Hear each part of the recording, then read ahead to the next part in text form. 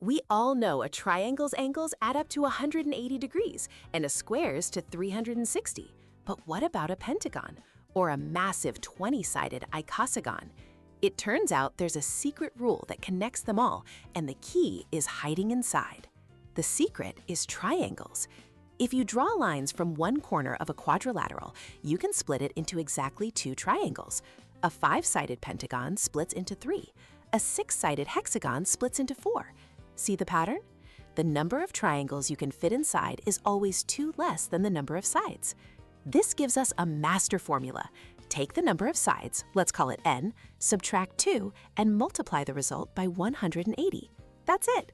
For a hexagon with 6 sides, that's 6 minus 2 times 180, giving us a total of 720 degrees inside. This rule lets us understand the world. A stop sign is a regular octagon, meaning all its 8 sides and angles are equal. Using our formula, the total sum is 1,080 degrees.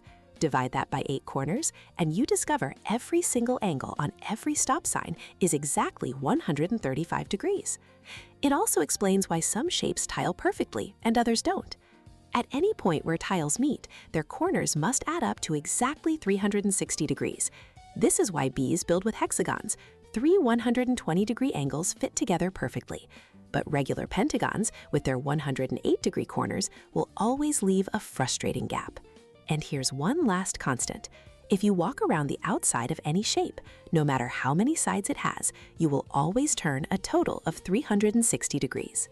So from one simple pattern, splitting shapes into triangles, we unlock the blueprint for the geometry all around us.